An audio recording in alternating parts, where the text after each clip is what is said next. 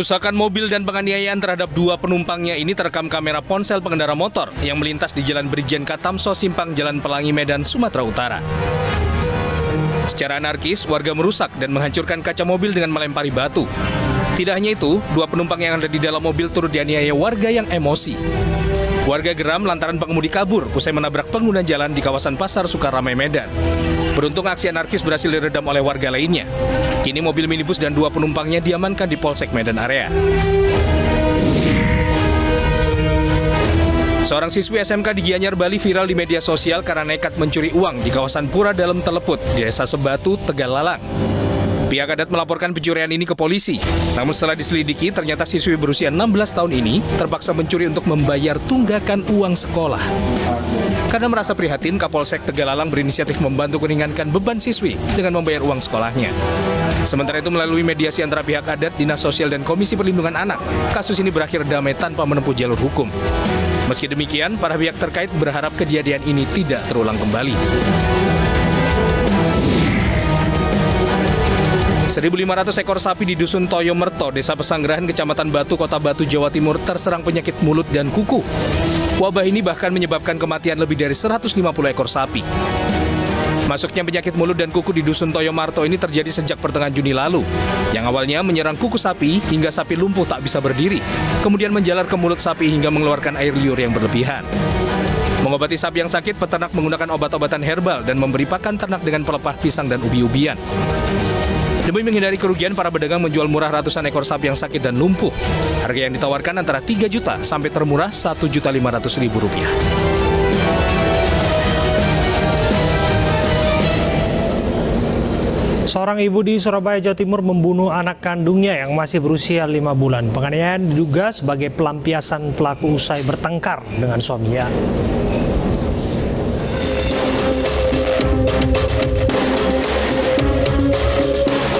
Seorang ibu berinisial EK ini ditangkap tim Reskrim Polsek Wonocolo, Surabaya di Gunung Kidul, Yogyakarta. Polisi menangkap pelaku pembunuhan bayi berdasarkan keterangan nenek korban yang juga diancam dibunuh pelaku jika melapor polisi. EK tega membunuh anak kandungnya yang masih berusia 5 bulan. Jasad bayi tak berdosa itu ditemukan Sabtu malam meninggal di dalam kamar rumahnya, Jalan Siwalan Kerto Tengah, Gang Anggur, Surabaya. Dari hasil otopsi tim Inafis, korban meninggal dunia akibat dianiaya akibat pukulan di bagian belakang. Motif penganiayaan diduga sebagai pelampiasan pelaku usai cekcok dengan suami. Dilakukan, ibunya melakukan penganiayaan kepada anaknya sendiri. Dan itu bukan terjadi satu kali, tapi itu sudah terjadi berulang kali. Sehingga hasil daripada orang TKP itu menemukan bahwa salah satu faktor korban itu meninggal dunia adalah terjadinya penganiayaan. Tak hanya mengamankan pelaku, polisi juga menyita beberapa barang bukti. Kini atas perbuatannya, pelaku diancam hukuman maksimal 20 tahun penjara.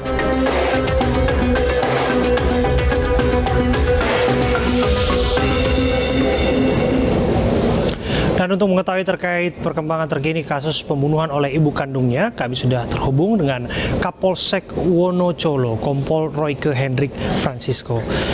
Selamat sore, Pak Royke.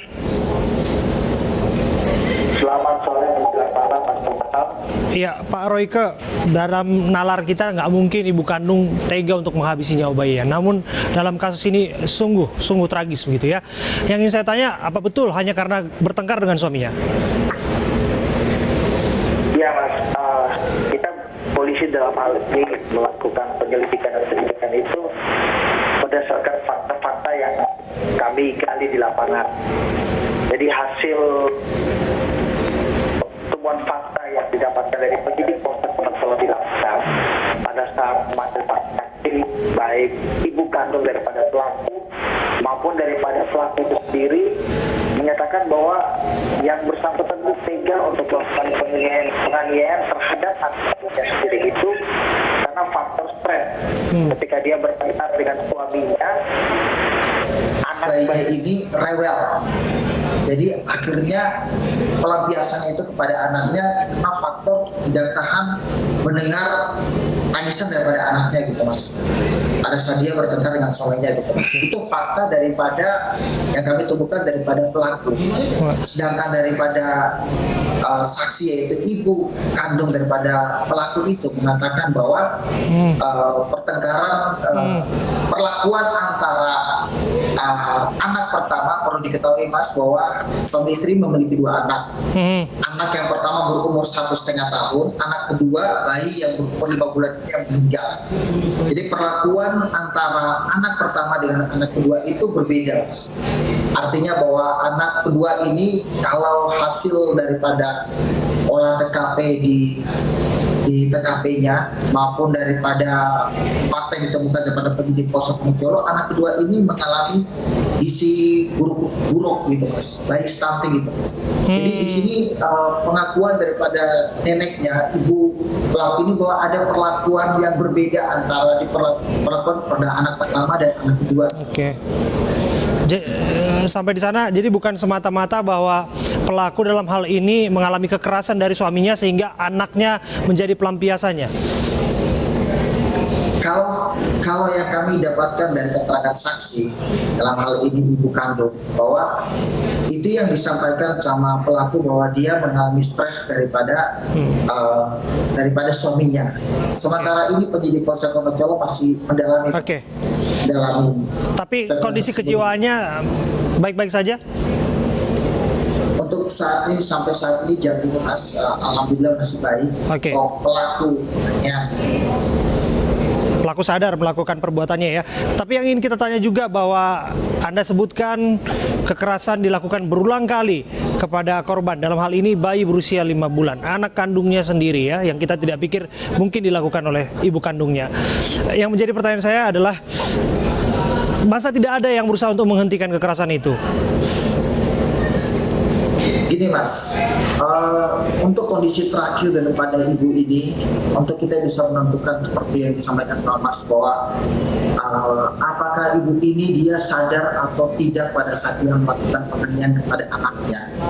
Saat ini langkah yang dilakukan penyidik Polsek Gunung Colo itu akan melakukan tes pemeriksaan jiwa terhadap pelaku ini Mas. Artinya kita belum bisa memberikan kesimpulan bahwa ibu ini sehat secara psikis dan fisik. Tapi kami akan melakukan tes kejiwaannya ini. Apabila hasilnya sudah ada Mas, kami akan bisa menentukan langkah selanjutnya gitu Mas. Tapi kami dengar bahwa nenek korban juga mengetahui insiden kekerasan yang dilakukan berulang kali terhadap korban. Dalam hal ini cucunya. Betul demikian ya? Iya Mas, jadi neneknya itu ibu kandung daripada pelaku ini sempat diancam akan dibunuh apabila memberitahukan soal kabar kematian daripada anaknya, cucunya nenek ini pada orang lain. Jadi pelaku ini sempat mengatakan bahwa akan membunuh ibunya kalau disampaikan ke orang lain bahwa anaknya ini udah meninggal gitu Mas. Ya. Terima kasih Pak Royke, Kompol Royke, Kapolsek Gunung Colo. Dari sini kita belajar kasus kekerasan anak tidak boleh ditolerir, siapapun yang menyaksikannya, termasuk keluarganya, secepat mungkin berupaya untuk menghentikannya. Terima kasih atas waktu Anda, Pak Royke. Seorang pria diduga melakukan pelecehan terhadap sejumlah anak di mal di kawasan Tangerang Selatan. Namun, saat dimintai keterangan oleh security, terduga pelaku mengancam keluarga korbannya.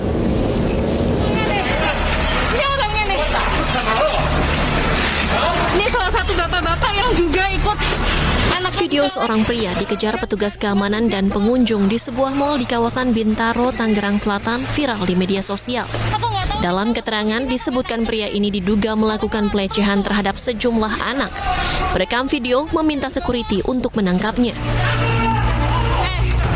Ayo ditahan dong! Polisi! Nggak ada loh! Setelah ditangkap, pria ini kemudian dibawa ke pos security. Namun pelaku yang diduga pedofil ini tidak menunjukkan rasa bersalah bahkan melawan saat akan dimintai keterangan. Tak hanya itu, pria yang diduga pelaku pelecehan ini mengancam keluarga korban. Aparat kepolisian setempat pun membenarkan kejadian ini. Namun menurut Kasih Humas Polres Tangerang Selatan Ibtu Purwanto, pihak korban tidak membuat laporan setelah terduga pelaku pelecehan diketahui mengalami gangguan jiwa yang dibuktikan dengan rekam medis yang diperlihatkan oleh keluarga pelaku. Namun dari unggahan keluarga korban, pihaknya telah mendatangi Polres Tangerang Selatan. Namun Polres Tangerang Selatan meminta keluarga korban untuk membuat laporan terlebih dahulu di Polsek Pondok Aren. Setelah dihubungin ke keluarganya, keluarga ABS, rupanya dia ada gangguan mental, ada gangguan dan pernah dirawat di rumah sakit Pondok Indah Bintaro. Selanjutnya diadakan mediasi karena berhubung itu ada indikasi gangguan mental, terus dimediasi oleh tim tiket, ketemulah mediasi, selanjutnya diamankan ke rumah sakit jiwa Dharma Nugraha Serpong. Usai pemeriksaan, baik keluarga korban maupun keluarga pelaku bersepakat untuk berdamai dan tidak melanjutkan ke proses hukum. Kini pelaku dibawa ke rumah sakit jiwa guna pemeriksaan dan penanganan lebih lanjut. Sementara pihak korban mengaku laporan mereka ditahan polisi untuk memastikan pelaku ODGJ ataupun tidak berdasarkan hasil pemeriksaan rumah sakit jiwa. Jika tidak terbukti, pihak korban akan melanjutkan ke proses hukum.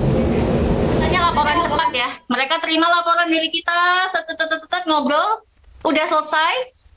Lama banget. Kami dipisah sama si pelaku ke ruangnya.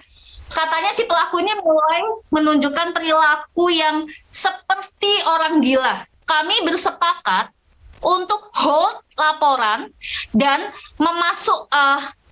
memasukkan dia ke RSJ dulu untuk dicek dia gila atau tidak. Kalau dia gila, berarti langsung masukkan RSJ aja. Dikurung. Udah kan? Dikurung supaya dia nggak keluar lagi dan membahayakan orang lain. Tapi di surat itu juga tertulis, jika dia dinyatakan tidak gila, maka kami akan melanjutkan laporannya. Pemirsa, aksi pengemudi ugal-ugalan di jalan tol membahayakan pengguna jalan lainnya. Informasinya kami hadirkan usai jeda untuk Anda.